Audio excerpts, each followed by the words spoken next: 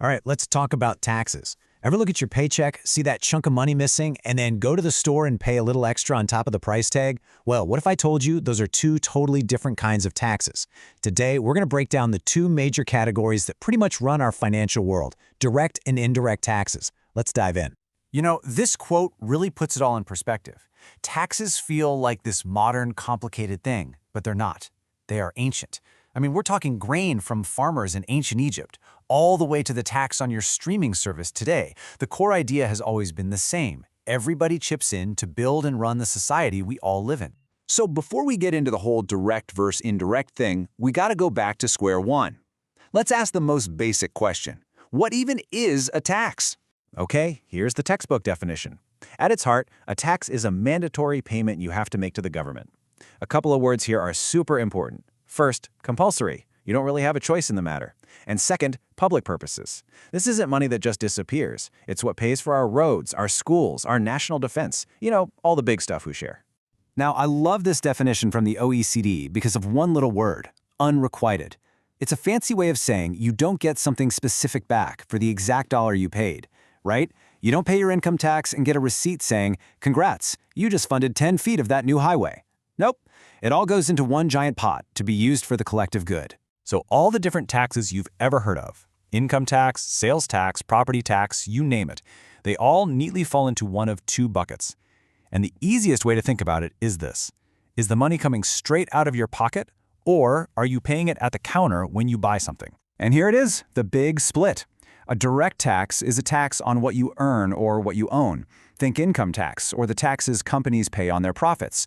You pay it straight to the government.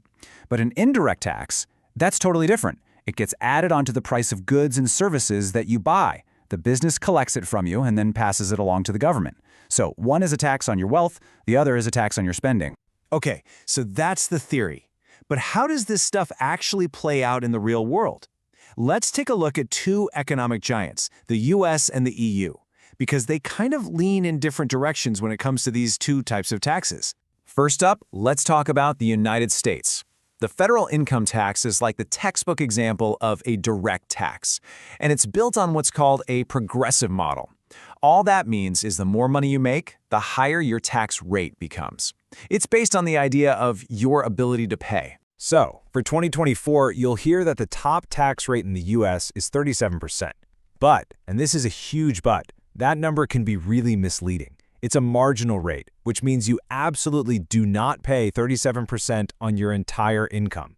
It actually works in stages. Here's how it actually works. Let's say you earn $80,000.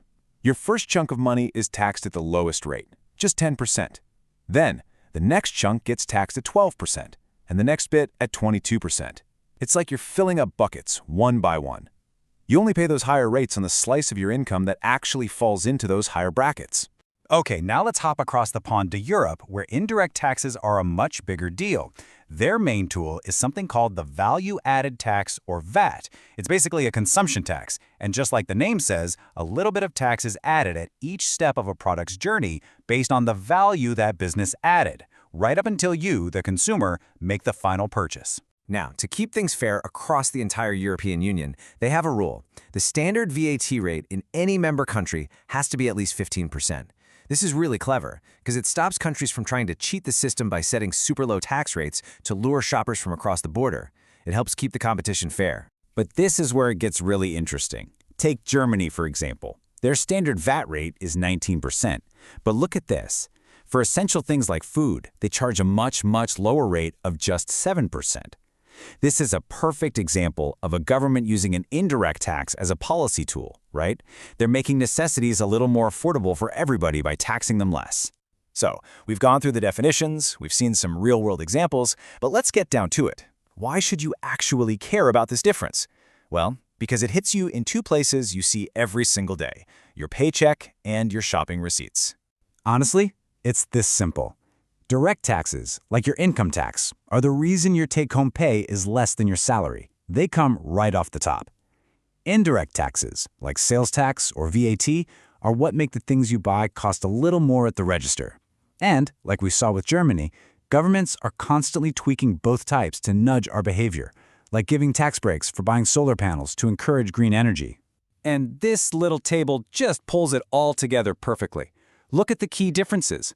For a direct tax, the person or company pays it, well, directly. But for an indirect tax, it's the consumer who ultimately pays, but it's collected through the seller. And that simple difference is why one reduces your paycheck and the other adds to your shopping bill.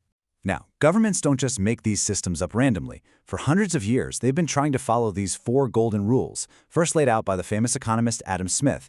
The idea is that a good tax system should be fair, it should be predictable, it should be convenient to pay, and it should mess with the economy as little as possible.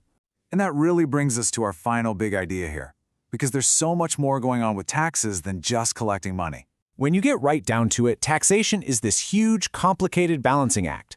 Governments have to use this mix of direct and indirect taxes to try and hit all those goals we just talked about. Fairness, efficiency, you name it, all while raising enough money to keep the lights on and, hopefully, not slowing down the economy. So I'll just leave you with this question to chew on.